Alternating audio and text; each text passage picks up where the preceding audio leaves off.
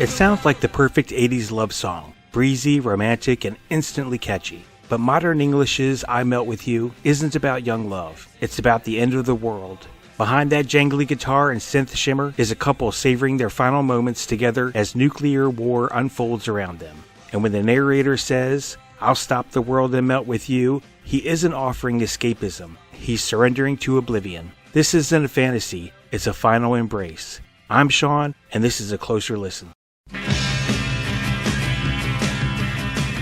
By the early 1980s, the Cold War wasn't just simmering, it was boiling. Nuclear tension between the US and the Soviet Union colored everything from politics to pop culture. Against this backdrop, a little-known punk band from Essex, England called Modern English was crafting songs that blended anxiety with beauty. Formed in 1979, the group emerged from the same post-punk scene as bands like Joy Division and Echo and the Bunnymen. Their early work leaned darker and more experimental, but by the time they recorded their second album, After the Snow, in 1982, they began fusing their edgier roots with lush, melodic textures. That shift gave birth to I Melt With You. Written by frontman Robbie Gray and the band during a rehearsal session, the song came together quickly, its dreamy guitar line and melancholy optimism emerging almost instinctively. The lyrics were inspired by both romance and global dread, a reflection on two people finding a moment of connection just as the world collapses around them. Ironically, it wasn't an instant hit in the UK. It took a push from college radio in the US and a boost from a certain cult classic movie to give a track the second life.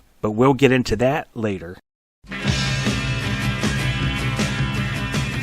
At first listen, I Melt With You sounds like a straightforward love song, but there's an eerie tension running just beneath the surface, a lyrical unease that turns romance into resignation. The line, "I'll stop the world and melt with you," feels empowering, like the narrator has control over time itself. But in context, it's more like a surrender. He's not stopping the world by choice. The world is ending, and he's choosing to melt with someone he loves rather than face it alone. The phrase "melt with you" takes on a double meaning. Emotional vulnerability, sure, but also literal annihilation. Radiation, fallout, everything disintegrating. That haunting ambiguity continues in lines like, "There's nothing you and I won't do," and "The future's open wide." It's tempting to read them as optimistic, but with the end looming, they become bittersweet. There's a sense that nothing matters anymore, so why not fall into each other completely? And then there's this one. "I made a pilgrimage to save this human's race," never comprehending the race had long gone by.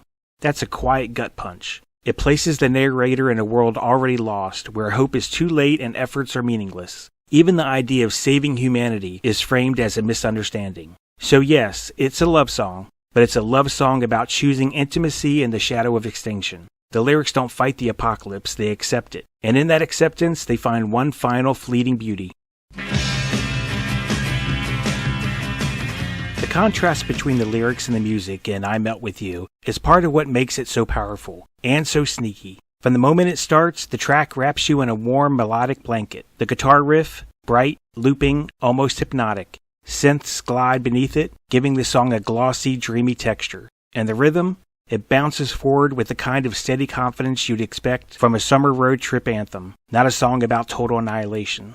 That contrast is deliberate. Robbie Gray's vocals are calm, even casual. He's not pleading, not panicking. There's no dramatic build or explosive climax. Instead, the band leans into restraint. It's like they know the bomb's already been dropped. There's nothing left to do but slow dance in the fallout. Producer Hugh Jones deserves some credit here. He helped refine the band's sound from something raw and angular into something smoother and more accessible. The production glows, even when the lyrics go cold. And that warmth? It's exactly why the song was so widely misread. The music tells you you're safe, until you actually listen. Unlike many of its 80s peers, I Melt With You didn't break through with a groundbreaking music video. In fact, the first video was barely seen, a low-budget clip with awkward lip-syncing and minimal direction. Modern English wasn't aiming for MTV dominance, but the timing couldn't have been better. In 1983, just a year after the song's release, Valley Girl hit theaters, a quirky teen rom-com starring a pre-leaving Las Vegas Nicolas Cage. The film used I Melt With You during a pivotal romantic montage. That scene, two young lovers wrapped in their own world, gave the song new emotional context. Suddenly, a track about impending doom was reimagined as a Gen X love anthem. For many listeners, Valley Girl was the music video. From there, the song exploded on American college radio and MTV. What's interesting is how that association changed the song's meaning.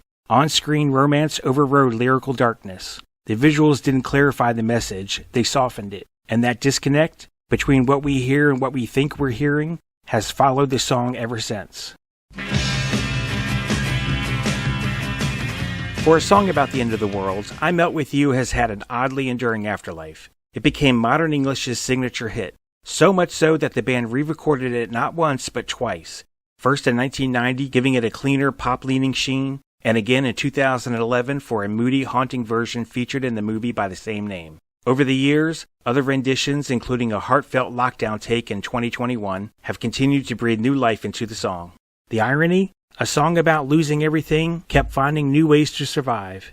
Over the years, it's appeared in a wide range of films, TV shows, and commercials. While often used as lighthearted nostalgia, these placements only deepen the ironic distance from the song's darker meaning. But as Robbie Gray explained in a 2024 interview with Consequence, this time was nuclear wartime. To be honest with you, the actual lyric, I Melt With You, is about a couple making love as the bomb drops. It was supposed to be about the challenge of being in love at a time when things aren't very good, aren't very comfortable around you. That tension between romance and ruin is what gives the song its staying power. It's not just about love, it's about love as a final act of defiance.